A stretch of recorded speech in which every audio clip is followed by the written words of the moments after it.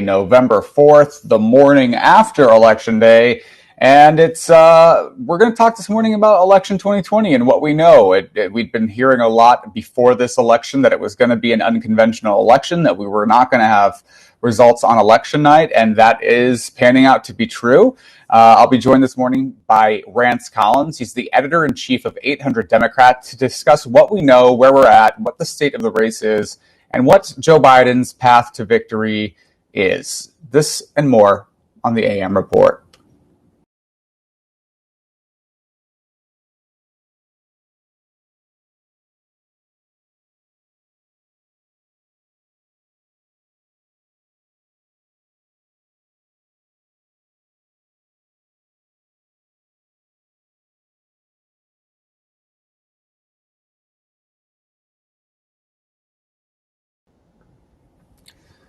Thanks for joining the broadcast this morning. I'm Alex Mahajer, and I'd like to welcome to the broadcast Rance Collins. He's the editor-in-chief of 800 Democrat. We were on the line watching the results pour in yesterday in our special live coverage, perhaps, and he's joining us this morning to discuss the state of the race. Welcome to the broadcast, Rance. Hi, I've prepared by not sleeping. I, too, have slept very little. And we knew, so first and foremost, we knew going into this election that it was going to be an unconventional election year because an unprecedented amount of people voted by mail and absentee during a global pandemic. So as the results were rolling in, we were also told ahead of time that it was going to be a bit of what was being called a red mirage, where Donald Trump appeared to be ahead, and that number would change significantly once the absentee and mail-in vote had been counted, and that panned out to be true. Though it does appear to be closer than many people expected. So, Rance, can you give us a state of the race in terms of which states are left to be counted and that are crucial for Joe Biden?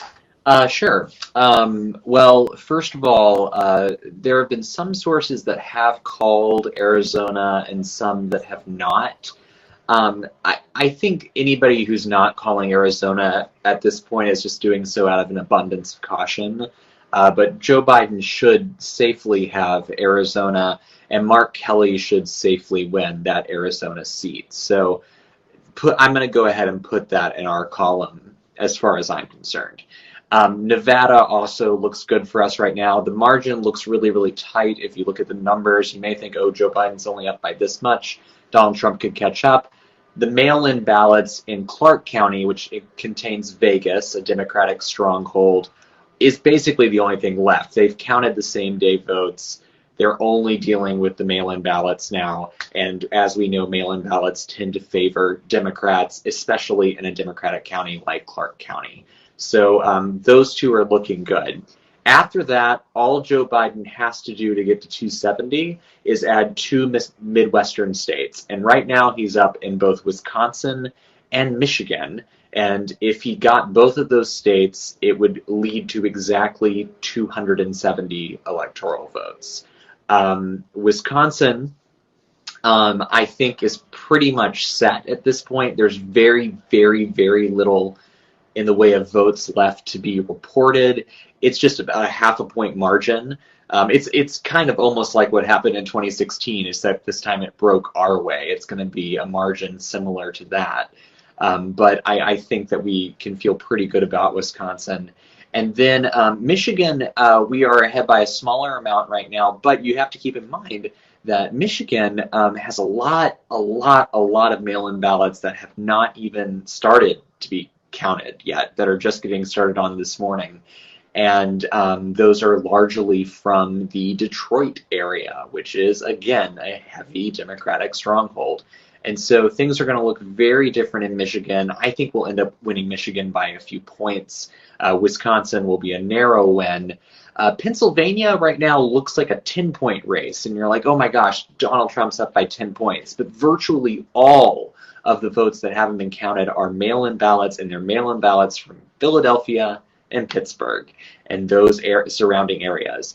Right now, we're running so far ahead percentage-wise in Philadelphia that if we get the few 100,000 ballots that are expected from Philadelphia, we could end up with a narrow Pennsylvania win as well, which is what people are thinking is the most likely.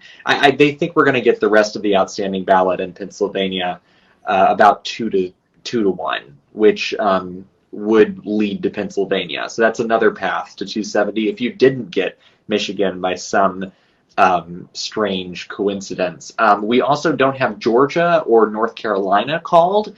North Carolina isn't looking as good for us at the moment, but I mean, it hasn't been called. That means that they do believe there are some ballots that are outstanding. Also, North Carolina doesn't get all of their mail-in ballots. They don't stop counting mail-in ballots for a week.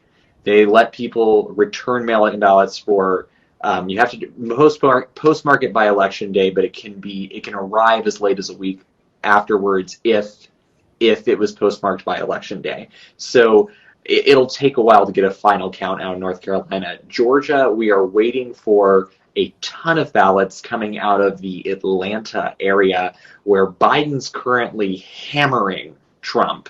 And if we get another couple 100,000 votes out of Georgia based on the outstanding areas, that would flip. And that would also probably lead to a situation where we would have 2 runoffs to the Senate for Georgia. And yes, so what it looks like right now as we enter in Wednesday morning is that Joe Biden has 238 electoral votes, Donald Trump 213. And so Joe Biden's path to victory right now is through the Rust Belts, Michigan, Wisconsin, Pennsylvania. But Michigan, as you said, Joe Biden's ahead. But it's really, I think it's actually a disservice to tell people who's ahead and who's not, because these numbers are just not accurate in terms of the counts. We're not going to know until the absentee votes are counted. In Michigan, there's still a great deal of absentee votes to count. And so this is the red mirage. But I think to Mark Goldman's point, he's leaving a comment saying, I feel like the blue wave crashed in my head, and does want us to discuss the Senate and House as well. I think for many people who are rooting for a Joe Biden victory, it's a little bit of a disappointment to wake up on Wednesday morning and not have this massive repudiation of the president nationwide, which is what some people were hoping. And I think that perhaps those hopes were misguided, that we should have been a little more wary of the fact that this is a system, an electoral college system that is not fair or representative and is going to look a lot like a resounding Donald Trump victory. But as it stands now, it's a 2 million, almost 3 million vote spread between the two candidates, with Joe Biden earning more votes nationwide. Joe Biden earning the most votes of any. Every vote he gets from this point forward breaks the record for the most votes ever received by a candidate. Right. He's got more than 69 million votes, and that number will continue to climb. So it's a historic turnout, but I think people are disappointed that there's not a more massive repudiation of the president, even if there are paths to victory. I'll note that the Arizona flip is the first flip of the entire election from 2016, and that is a red to blue flip. But let's talk a little bit of the Senate races, because there's a lot of talk about the Democrats retaking control of the Senate. Last night, John Hickenlooper unseated Republican Cory Gardner in Colorado, making it the first Senate flip of the night. And then Doug Jones in Alabama lost his seat to Tommy Tuberville in Alabama, which was expected, but requires that Democrats net 3 more seats and the presidency in order to take control of the Senate, or to win 4 more seats. Where are we at with the U.S. Senate? There were a lot of disappointing losses last night. I know Jamie Harrison lost his race against Lindsey Graham in South Carolina. That was a race that was heavily, a lot of heavy donations to hit Jamie Harrison. People thought he might unseat Lindsey Graham. So that was a disappointment. And in North Carolina, the race is too close to call, and Cal Cunningham is the Democrat there, who people anticipated would flip that seat, but it's looking very, very close. So our eyes are on that. And then the two special elections, the two Senate races in Georgia, which will go to runoffs because the votes, we know they will go to runoffs because no one achieved 50% of the vote in those Senate races. So Kelly Loeffler versus Reverend Ralph Warnock will go on to a runoff election, and then David Perdue, Republican, and Jon Ossoff, Democrat, will go off to a runoff. So the control of the Senate is still in balance. But what of the remaining Senate races do we know? Well, we know, I feel very confident saying that Mark Kelly has won Arizona, even though not everybody has called that race. So that would give us 2 Senate seats. We needed 3 if we win the presidency to get that 50-50 split, with Kamala Harris being the tie-breaking vote, if you wanted to look at it that way. A net 3. Huh? We've got a net 3. A net 3. So because we've lost in Tommy Tuberville and the Alabama race, that puts the math at needing to win 2 more Senate seats. Yes. And Joe Biden and the Joe Biden presidency. So this is where Georgia is going to become very important, because the only other Senate race that we have a possibility in right now is Susan Collins up in Maine. Okay. And unfortunately, she, even though Biden's winning quite handily in Maine, Susan Collins is getting a lot of votes in Maine, and the only real hope there, I think, is if we keep her under 50%. In Maine, that triggers a situation where they have to recount, and then the third-party candidates are taken out because there's a ranked choice voting system in Maine. And so that's about the only chance we have, I think, in Maine to pick up that seat. I'm not very confident about that. So that would mean that the only path to getting majority in the Senate would be if things that are looking good in Georgia right now, if Jon Ossoff is able to keep David Perdue under 50%, he still would technically lose the race, but if he keeps him under 50%, which he's almost doing right now, or pulls him under 50%, I should say, that goes to a runoff. And then we would have the special election that's already going to a runoff, and we would need to pick up both of those seats.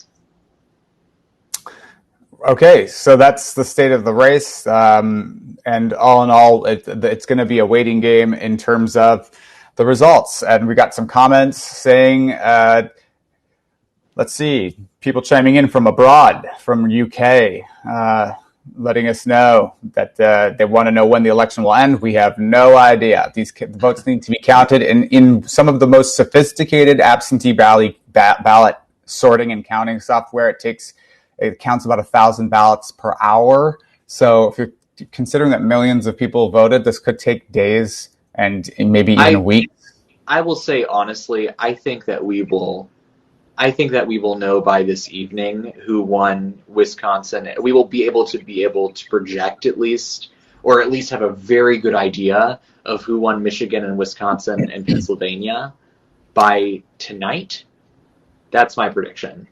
And okay, if we have that, yeah, I know what you're saying. I'm just saying, like, if you're looking for like a North Star, just know that we should have enough results in from those places by the end of the day.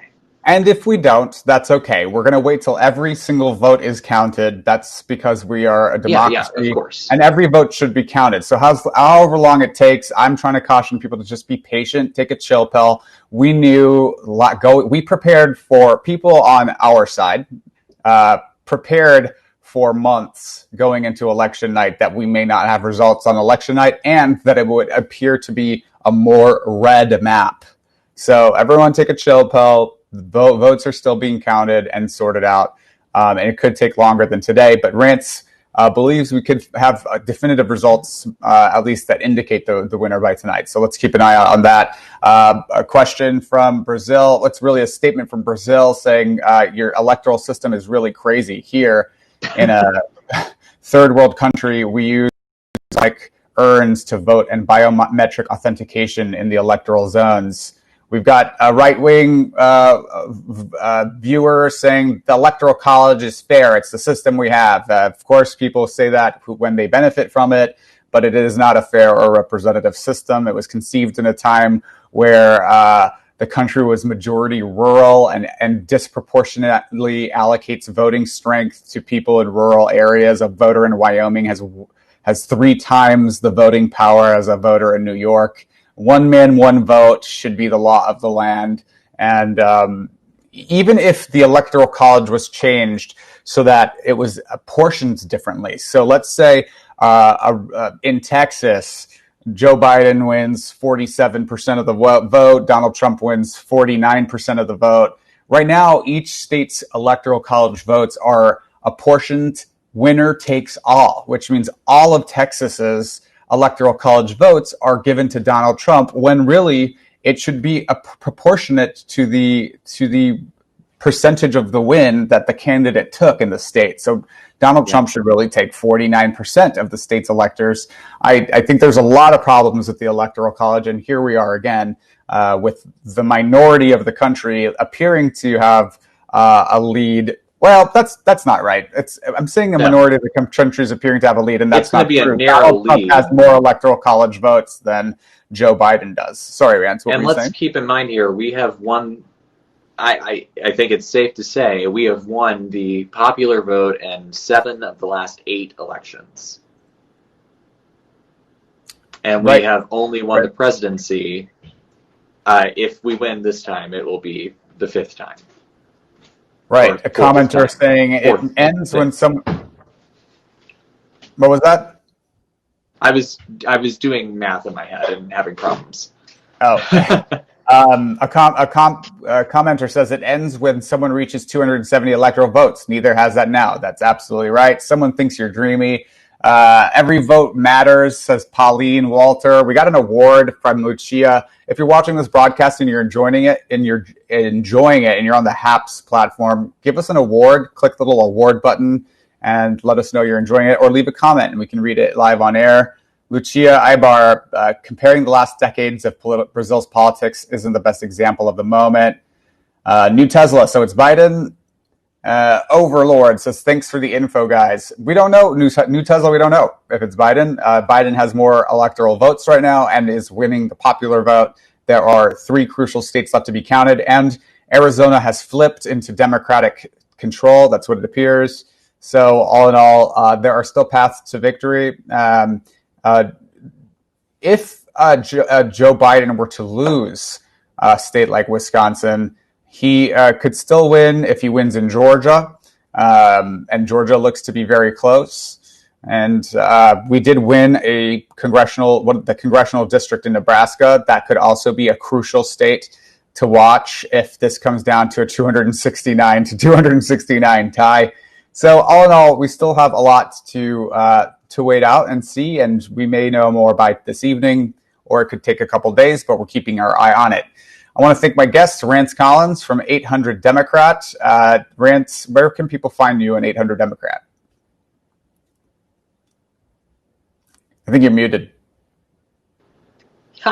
You can find me personally at Rance Collins on the Twitter. And you can also follow 800 Democrat on both Twitter and Facebook. Very good. This has been the AM Report with Alex Mahajer for HAPS News, the network of Now. We are live every weekday morning at 7:30 a.m. Pacific, 10:30 Eastern, with all of your quick political news and headlines to get your day started right. If you like this content, you can give us an award right in the broadcast on the HAPS app or website, or you can visit me at haps.tv/@Alex to subscribe and sponsor this broadcast. Maybe buy me a cup of coffee, because I stay up all night watching election results for you. Thanks so much for joining. We'll be back tomorrow morning.